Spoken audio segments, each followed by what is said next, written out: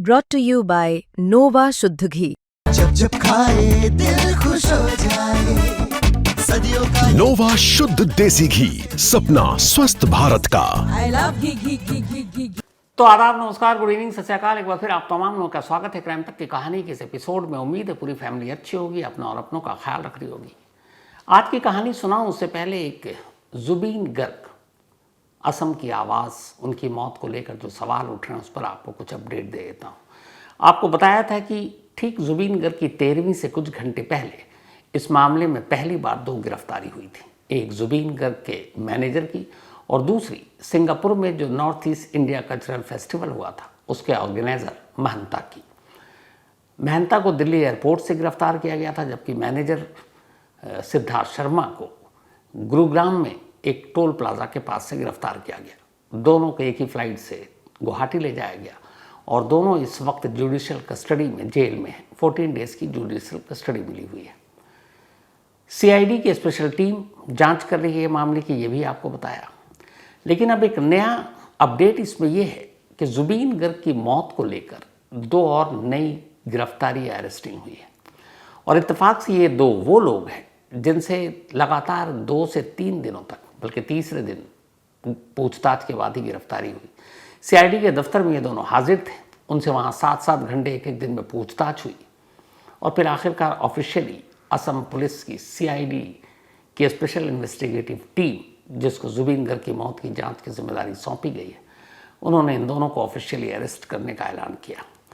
ये दोनों वो लोग हैं जिनके नाम हैं, एक अमृता प्रभा, ये एक सिंगर है और जुबीन गर्ग के साथ लंबे वक्त से रहे। इसके अलावा जो दूसरे हैं वो म्यूजिशियन है, म्यूजिक डायरेक्टर शेखर गोस्वामी। तो शेखर और अमृता प्रभा ये दोनों सीआईडी के सामने पूछताछ के लिए हाजिर हुए और इन दोनों को ऑफिशियली अब अरेस्ट कर लिया गया।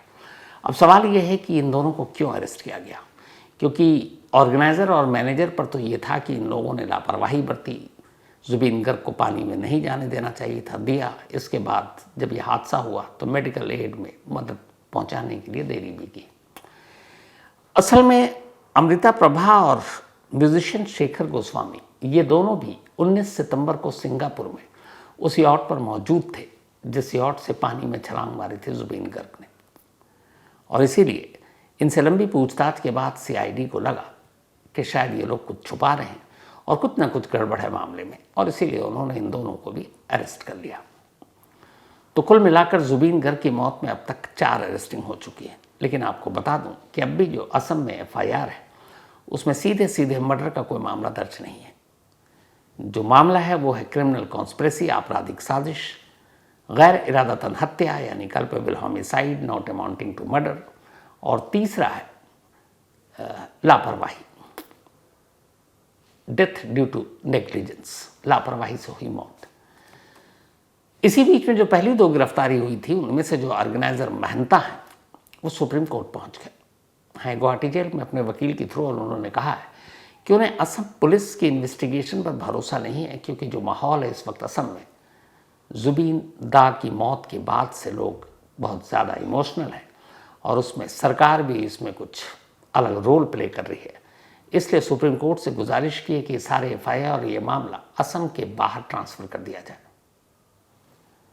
और ये भी कहा है कि उनकी जान को खतरा है, क्योंकि लोगों की भावनाएं जुबीन दा के साथ हैं और जिस तरीके से मीडिया और सोशल मीडिया में इन लोगों को पेश किया जा रहा है एक विलेन के तौर पर, वो भी गलत है।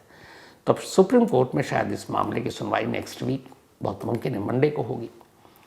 तो ये 2 अपडेट। तीसरी अपडेट ये है कि सिंगापुर से आखिरकार भारत सरकार की तरफ से की गई गुजारिश के बाद जुबीन दा की मौत के बाद जो पोस्टमार्टम हुआ था वहाँ के सिंगापुर के जनरल हॉस्पिटल में, उसकी पोस्टमार्टम रिपोर्ट सिंगापुर में भारतीय एम्बेसी के थ्रू असम पुलिस या सीआईडी तक पहुंचाई जा रही है। यानी पोस्टमार्टम रिपोर्ट दे दी गई है, लेकिन पोस्टमार्टम रिपोर्ट आम नहीं हुई, सार्वजनिक नहीं हुई कि आखिर मौत की वजह क्या थी। डेथ सर्टिफिकेट पर मौत की वजह ज़रूर थी और वो था ड्राउनिंग यानी पानी में डूबना, लेकिन डिटेल पोस्टमार्टम रिपोर्ट में क्या कुछ है इसका खुलासा होना अभी बाकी है। तो अब तक जुबीन गर्ग की मौत में 4 गिरफ्तारी, पोस्टमार्टम रिपोर्ट सिंगापुर अथॉरिटी ने सौंप दिया है। अब सीआईडी के पास पहुंचेगी। सीआईडी अब आगे क्या करेगी ये आने वाले वक्त में पता चलेगा। तो ये तो रही जुबीन की मौत की अपडेट। अब आते हैं आज की कहानी के ऊपर। बहुत पहले एक फिल्म आई थी गैंग्स ऑफ वासेपुर, नवाजुद्दीन सिद्दीकी, बेहतरीन स्क्रिप्ट थी इसकी। ज़ीशान कादरी ने कहानी लिखी थी जो आजकल बिग बॉस में है। और मुझे लगा था, खुद ज़ीशान कादरी ने कहा था कि वो कुछ ही दिन के बाद बाहर आ जाएंगे क्योंकि एक शादी में जाने की बात हो रही थी, बट वो लंबे टिक गए और अब तो मैं चाहता हूँ कि फिर वो जीत कर ही बाहर आए। तो यही ज़ीशान कादरी की वो फिल्म थी गैंग्स ऑफ वासेपुर। उसमें एक डायलॉग था बड़ा मशहूर कि बाप का, दादा का, चाचा का, सबका बदला लेगा तेरा फैजल। तो बाप दादा का बदला बेटा ले, ये कुछ बात समझ से परे की चीज़ है। अब वो तो फिल्म थी, फिल्म में डायलॉग होते हैं ताकि लोग तालियां पीटें, लेकिन असली ज़िंदगी में फिल्म और फिल्मी डायलॉग का कोई मतलब हो या मकसद हो, ये बात समझ में नहीं आती। आज की कहानी एक ऐसे बाप की कहानी है जिसने अपने बेटे को कातिल बना दिया। आमतौर पर कहते हैं कि माँ बाप एक बच्चे के लिए सबसे बेस्ट टीचर होते हैं, सबसे बेस्ट गुरु होते हैं, क्योंकि बच्चा जो कुछ सीखता है, चाहे वो चलना हो पहली बार, बोलना हो पहली बार, हंसना रोना हो, वो सब माँ बाप की आगोश में और गोद में और घरों में ही होता है। तो माँ बाप से बेहतर कोई गुरु या टीचर या उस्ताद हो नहीं सकता। लेकिन अगर कोई माँ बाप या बाप अपने ही बच्चे को, अपने ही बेटे को एक कातिल के तौर पर ट्रेनिंग दे, तैयार करे, पूरे 9 साल तक इंतज़ार करे कि उसका बेटा बड़ा हो और फिर उसके हाथों से वो अपना बदला पूरा करे, अपने बेटे के हाथों से कत्ल कराए। और कमाल की शातिरपना ये कि वो बाप दिन भी गिन रहा है कि उसका बेटा कब 18 साल का होगा, कब बालिग होगा, और बालिग होने से सिर्फ एक दिन पहले, 24 घंटे पहले ही उसके हाथों से कत्ल करवाना है। क्यों? क्योंकि अगर बालिग होने से एक दिन पहले उसके हाथों से कोई खून हो जाता है तो हमारे कानून के हिसाब से फिर वो जुवेनाइल कोर्ट का मामला होगा, यानी उसको बड़ों की जेल में नहीं भेजा जाएगा, नहीं बड़े जैसा मुकदमा चलेगा। तो बच्चों के हाथों होने वाले जुर्म के हिसाब से मुकदमा होगा जिसमें मैक्सिमम पनिशमेंट या सज़ा सिर्फ 3 साल है। तो पूरे 9 साल तक एक बाप बदले की आग में झुलसता रहा और इंतज़ार करता रहा कि उसका बेटा कब बालिग होने की दहलीज पर खड़ा हो। और फिर जैसे ही वो दिन आता है, सचमुच वो बेटा अपने बाप का बदला लेता है, एक कत्ल करके। ये कहानी दिल्ली की है। दिल्ली में एक प्रॉपर्टी डीलर नाम खुशी राम की अपनी ज़िंदगी ठीक ठाक चल रही थी। परिवार में एक बेटा, सब कुछ ठीक था। लेकिन प्रॉपर्टी का धंधा ही ऐसा होता है जिसमें दुश्मनी भी बहुत होती है। तो खुशी राम की इसी प्रॉपर्टी डीलिंग के चक्कर में लखपत सिंह कटारिया नाम के एक और शख्स से झगड़ा हुआ। अब लखपत सिंह कटारिया थोड़े ताकतवर।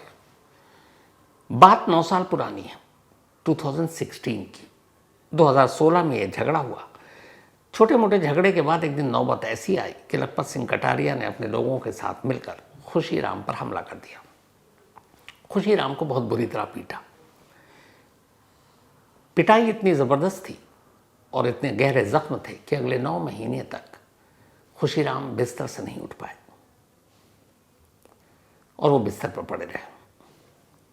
9 महीने तक जब तक वो बिस्तर पर थे तब तक वो यही सोचते रहे कि कैसे वो इसका बदला लेंगे। 2016 में जब ये हादसा हुआ तब खुशी राम का बेटा 9 साल का था। पिता अस्पताल में, बेटा भी जाकर देख रहा है, पूरा परिवार परेशान। और इधर बिस्तर से उठ पाने की हालत में नहीं खुशी राम। धीरे धीरे वक्त बीतता गया और तभी एक दिन अस्पताल के बिस्तर पर लेटे लेटे ख्याल आया। ख्याल ये कि जो कुछ उसके दुश्मन ने उसके साथ किया है वो उसका बदला लेगा। लेकिन उसे लगा कि पता नहीं फिर से वो कभी अपने पैर पर खड़ा हो पाएगा कि नहीं, तो बदला कौन लेगा। एक रोज़ बेटा अस्पताल आया हुआ था। बेटे की तरफ देखा और खुशी राम ने उसी पल तय किया कि उसकी इस पिटाई और इस बेइज्जती का बदला कोई और नहीं, उसका अपना बेटा लेगा। लेकिन तब 9 साल की उम्र में मासूम बच्चा कहाँ वो लड़ पाता, कहाँ बदला ले पाता। लेकिन खुशी राम के दिल में नफरत इस कदर घर कर गई थी कि उसने कहा कि वक्त का इंतज़ार करेंगे, लेकिन बदला बेटा ही लेगा। 9 महीने के बाद अब खुशी राम घर पर, सब कुछ ज़िंदगी वापस पटरी पे, सब ठीक ठाक। लेकिन बदले वाली भावना मन से नहीं गई। और इधर जब उसने तय कर लिया तो अब एक माँ बाप जो अपने बच्चे को अच्छी तालीम, अच्छा इंसान, एक कामयाब इंसान बनाने के लिए सब कुछ झोंक देते हैं, यहाँ ठीक उल्टा। अब ये बाप अपने बेटे को बुराई के रास्ते पर चलने की तालीम दे रहा है। वो उसे बता रहा है कि क्रिमिनल कैसे बनते हैं, वो उसे बता रहा है कि लोगों से कैसे मारपीट करते हैं, वो उसे बता रहा है कि कैसे जो लोग हैं उनको डराते हैं, धमकाते हैं। अब एक छोटा बच्चा, बाप उसे ट्रेन कर रहा है, उसे लगा इससे बेहतर चीज़ क्या होगी, शायद पिता सही कह रहे हैं। वो बाप के कहने पर चलता रहा, धीरे धीरे बुरे रास्ते पर बढ़ता रहा, बुरी आदतें लगती रहीं और बाप उसकी हर बुराई पर खुश होता रहा कि मेरा लड़का सही ट्रैक पर जा रहा, सही रास्ते पर जा रहा है। जैसे कोई माँ बाप जो उसका बच्चा लायक होता है, इम्तिहान में कामयाबी हासिल करता है, डॉक्टर, इंजीनियर, IAS, IPS बनकर परिवार वालों के नाम रोशन करता है, तो वहाँ जब जब यहाँ इस मामले में उसका बेटा कोई बुराई करता है, किसी से झगड़ा करता है, किसी को पीटता, बाप की आंखें चमक उठती। उसे लगता है यही तो चाहिए और ये सही ट्रैक पर जा रहा है। एक दिन उसकी कसम शपथ का बदला उसका ये बेटा लेगा। धीरे धीरे वक्त बीता। अब बेटा 17वें साल में दाखिल हो गया, बालिग होने में 1 साल। बाप ने अचानक सोचा कि अगर उसका बेटा उसका बदला लेता है तो उसे अंजाम भी पता है। उसे मालूम था कि इसके बाद कत्ल के इल्ज़ाम में आज न कल बेटा पकड़ा जाएगा, जेल जाएगा, पूरी ज़िंदगी वैसे ही बर्बाद हो जाएगी, बाकी तो 9 साल उसने कर ही दिए। लेकिन फिर बाप के दिमाग में ख्याल आया कि अगर उसका बदला भी पूरा हो जाए और उसके बेटे को ज़्यादा सज़ा भी ना हो, 2-3 साल के अंदर वो बाहर आ जाए तो फिर क्या बेहतर है। तभी उसे आइडिया है कि इस देश में जो भी जुवेनाइल क्राइम होते हैं, जो भी बच्चे जो 18 साल से कम के हैं, जो बालिग नहीं हैं, उनके हाथों खून भी हो जाए, रेप भी हो जाए, उन्हें बड़े और पेशेवर कातिल या रेपिस्ट ही जैसी सज़ाएं नहीं मिलती। उन्हें तो जेल भी नहीं भेजा जाता, उन्हें सुधार गृह भेजा जाता है और वहाँ आराम से वो 3 महीने, 3 साल के अंदर बाहर आ जाते हैं और वहाँ रहना, खाना पीना सब जेल के मुकाबले बड़ा आरामदेह होता है। बस खुशीराम ने तय कर लिया कि बेटा अगर बदला लेगा तो ठीक 18वें साल की दहलीज पार करने से पहले, यानी जब उसके हाथ से खून हो तो नाबालिग हो, बेशक उसके 24 घंटे बाद वो बालिग हो जाए। अब धीरे धीरे 18वां साल करीब आ रहा है। अगस्त से ही बाप ने अब साजिश रचनी शुरू कर दी। 9 साल का बदला बेटे से लेना है, बेटे के हाथ से। जिस जगह पर उसका दुश्मन यानी लखपत सिंह कटारिया रहा करता था, इत्तेफाक से वहीं खुशीराम के एक रिश्तेदार रहते थे। बेटे को सारी ट्रेनिंग दे दी, यहाँ तक कि कहा कि तुझे कट्टा भी खुद ही हासिल करना है, जा ढूंढ कहाँ मिलता है, बुरे लोगों के बीच मिलेगा। बेटा वो भी ले आया। इसके बाद अब सितंबर का महीना है। 26 सितंबर को बेटे का 18वां जन्मदिन है। बेटा 26 सितंबर को बालिग होने वाला है और 25 सितंबर की तारीख तय की बाप ने, खुशीराम ने, अपने बेटे के हाथों से कत्ल करवाने का, ताकि उसका बदला पूरा हो सके।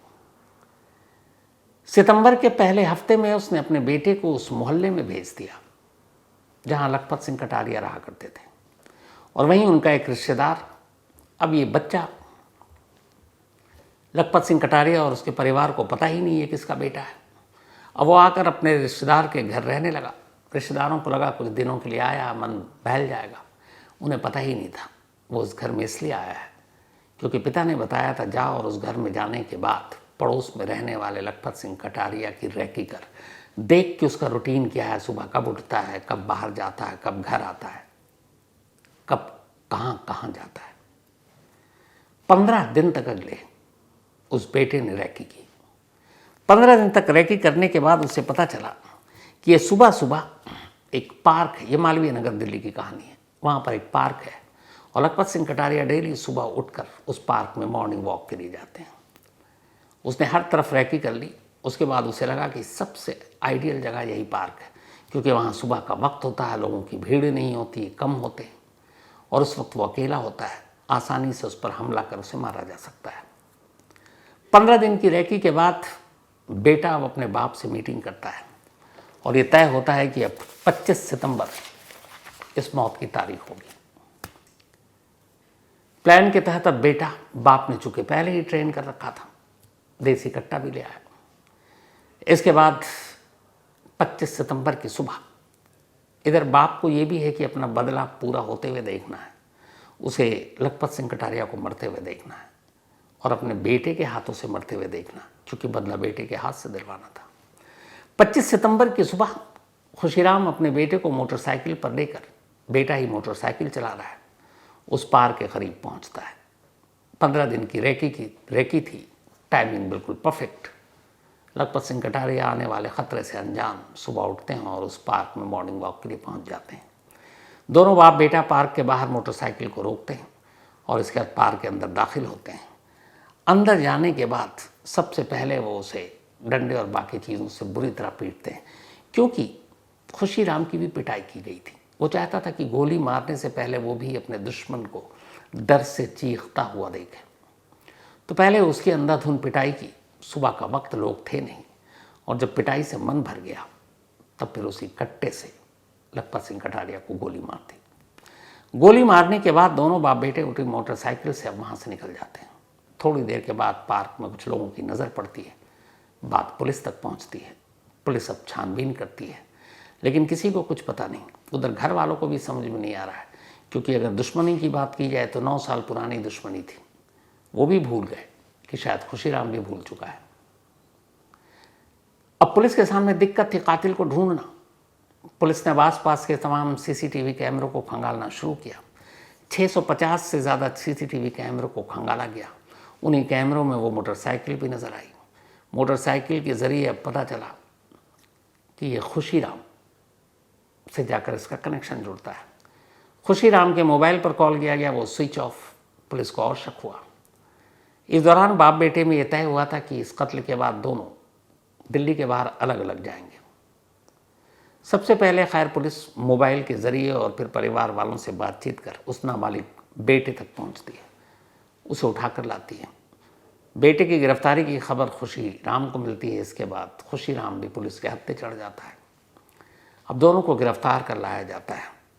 इसके बाद उन दोनों से पूछताछ की जाती है, और जब पूछताछ की जाती है तब ये बदले की वो कहानी पुलिस वालों को सुनने की मिलती है कि पुलिस वाले बाप का ही चेहरा देखते रह गए कि ये कैसा बाप है जिसने अपने अंधे बदले की आग में अपने बच्चे को झोंक दिया। 9 साल की उम्र क्या होती है, उस वक्त बच्चे के दिमाग में जितनी आप अच्छी बातें डालें उतनी अच्छी चीज़ें सीखेगा। बुरी बातें डालें वो उससे ख़तरनाक और कुछ नहीं होगा। अपने बदले के लिए एक बाप ने अपने बेटे का भविष्य बर्बाद कर दिया। बेशक माइनर था जब उसने कत्ल किया, सिर्फ 24 घंटे कम, लेकिन 3 साल बाद अगर माइनर के हिसाब से उस पर मुकदमा चला और 3 साल से ज़्यादा वो फिर बाल सुधार गृह में रहेगा नहीं, वापस आएगा, तब 18-3-21 का होगा। लेकिन क्या ये इंसिडेंट बाकी के तमाम उम्र उसे जीने देंगे, या उसके रिश्तेदार, उसके दोस्त, उसके पड़ोसी उसके साथ अब उसी तरह का बर्ताव करेंगे जो 25 सितंबर से पहले कर रहे थे? शायद नहीं। और क्या पता अगर ये पूरी चीज़ें अदालत में ढंग से रखी गई कि एक कत्ल जिसकी साजिश 9 साल से रची जा रही थी और उसमें एक बच्चा अपनी कच्ची उम्र से पक्की उम्र की तरफ बढ़ता जा रहा और इसी मकसद और इंटेंशन के तहत, तो शायद ये केस फिर जो हो वो बच्चों के हिसाब से ना हो, फिर ये केस एक बड़े के हिसाब से भी मुकदमा चल सकता है। कुछ ऐसी रूलिंग है जिसमें कहा गया कि अगर वो नाबालिग भी हो लेकिन उसका दिमाग उस लेवल का सोच रहा है जो एक शातिर क्रिमिनल सोचता है, तो ऐसी सूरत में, ऐसे सिचुएशन में ऐसे केस को आप बालिग केस के तौर पर भी डील कर सकते हैं। ऐसे कुछ मुकदमे हुए। तब ये दिल्ली पुलिस पर है कि वो किस तरह का इस मामले में केस तैयार करती है। लेकिन अफसोसनाक केस है, इसलिए क्राइम, क्रिमिनल, कत्ल सब कुछ होता है। लेकिन अगर माँ बाप ही अपने फ़ायदे के लिए, अपने बदले के लिए अपने ही बच्चे को जुर्म के रास्ते पर ढकेल दें, वो भी सीधा तमंचा थमाकर कत्ल करने के लिए, तो फिर इसको क्या कह सकते? निहायत अफसोस। खैर, इस कहानी में आज इतना ही। कहानी ख़त्म करूं उससे पहले वही अपना सिलसिला। आज संजीव अग्रवाल भाई हमारे, हैप्पी बर्थडे संजीव भाई। ऊपर वाला आपको हमेशा अच्छा रखे, आप हमेशा खुश रहें। और मुझे पता है इस वक्त आप सो रहे होंगे क्योंकि यूएस में तो अभी रात है। मैंने पहले भी जिक्र किया है अपनी पूरी क्राइम तक फैमिली मेम्बर को, संजीव भाई लाजवाब इंसान, बेहतरीन दोस्त। और जब मैं यूएस गया था तब इनके साथ जो वक्त बिताया, इनके घर पे भी 4-5 दिन रहा, मतलब लाजवाब। और जैसे संजीव भाई हैं वैसे ही सीमा जी हैं और इनके दोनों बच्चे भी हैं। तो आज संजीव भाई का बर्थडे है, शायद पता नहीं आज 18 साल के हो चुके होंगे संजीव भाई। तो हैप्पी बर्थडे संजीव भाई। बस यही दुआ, आप हमेशा अच्छे रहें, खुश रहें और इसी तरह रहें जैसे आप हैं। और इंशाल्लाह जल्दी आपसे मुलाकात होगी और मैं जल्दी आता हूँ पक्का। तो बर्थडे पार्टी फिर आने के बाद करेंगे। Then once again happy birthday Sanjeev भाई। एंड सीमा जी आपको भी बधाई और उम्मीद है पार्टी वार्टी होगी कल, तो अच्छा अच्छा खाना बनाइए। वैसे भी आप खाना बनाने का शौक़ रखती हैं, तो हैप्पी बर्थडे संजीव भाई। साथ ही आज जानवी चतुर्वेदी, इनका भी बर्थडे है। हैप्पी बर्थडे जानवी, हमेशा खुश रहो और तुम लकी हो, तुम्हारे पापा ने तुम्हारे लिए ये भेजा था मेल। और जय शंकर चौबे जी हैं, ये सीआरपीएफ में हैं और इस वक्त मणिपुर में तैनात हैं। तो इन्होंने ये मेल में भेजा है। थैंक यू सो मच जय शंकर भाई। जब भी आप कभी दिल्ली आना हो या मैं उधर आऊँ तो पक्का आपसे वादा है जो आपने लिखा है, मैं मुलाकात करूँगा और मिलूँगा आपसे। मिलकर मुझे खुशी भी होगी। बस आप देश की सेवा इसी तरह करते रहिए। एंड जानवी बेटा हैप्पी बर्थडे, हमेशा खुश रहो, अच्छी रहो, माँ बाप का नाम रोशन करो, खूब पढ़ो लिखो, यही दुआ है। इसके अलावा वायु सिंह का भी आज बर्थडे है, तो हैप्पी बर्थडे वायु, गॉड ब्लेस यू। और ये भेजा है रंजन यादव ने। डॉक्टर सुधा यादव, इनका भी आज बर्थडे है, तो हैप्पी बर्थडे डॉक्टर सुधा यादव जी। और ये डॉक्टर राहुल यादव साहब ने भेजा है। डॉक्टर राहुल की वाइफ हैं डॉक्टर सुधा। तो डॉक्टर एंड डॉक्टर, ठीक है, एक पेशे के लोग दो जब घर में हों तो फिर सुना है कि लड़ाई झगड़ा भी कम होता है, क्योंकि दोनों को पता है कि डॉक्टर हैं, इमरजेंसी सर्विस कभी भी हो सकती है, तो कब कहाँ थे, क्यों थे, इतने लेट क्यों, वो सारा ख़त्म हो जाता है क्योंकि दोनों एक दूसरे के पेशे को जानते हैं। तो doctor Sudha ji happy birthday once again. And Rahul भाई थैंक यू। इसके अलावा फूलचंद भाई प्रजापति का भी आज बर्थडे है, तो हैप्पी बर्थडे फूलचंद भाई प्रजापति। और ये भेजा है भावना प्रजापति जी ने, भावना जी के हस्बैंड हैं। भावना जी, अब आपने लिखा फूलचंद भाई प्रजापति और भेजा आपने, और आपके ये हस्बैंड हैं, तो कायदे से बीच वाला भाई हटा देना चाहिए क्योंकि आप दोनों पति पत्नी हैं। तो आप सिर्फ फूलचंद प्रजापति ही चलेगा। हैप्पी बर्थडे फूलचंद साहब। और साथ ही इनके बच्चे जो हैं ध्रुविन एंड ध्रुविन प्रजापति, उन्होंने भी भेजा है। इसके अलावा प्रीत भैया का भी बर्थडे है, बल्कि इनका कल था, कल मिस हो गया क्योंकि कल कहानी थी नहीं, मैं भी छुट्टी मना रहा था। तो बिलेटेड हैप्पी बर्थडे प्रीत भैया, आप हमेशा अच्छे रहें और कभी मुलाकात ज़रूर होगी। इसके अलावा प्रीति पाल का भी जन्मदिन है, तो हैप्पी बर्थडे प्रीति, आप हमेशा अच्छी रहो, खुश रहो, यही दुआ है। तो इसी के साथ कहानी में आज इतना ही। अब आपसे मुलाकात होगी कल रात 9 बजे किसी नई कहानी के साथ। तब तक अपना और अपनों का ख्याल रखिएगा। Thank you very much.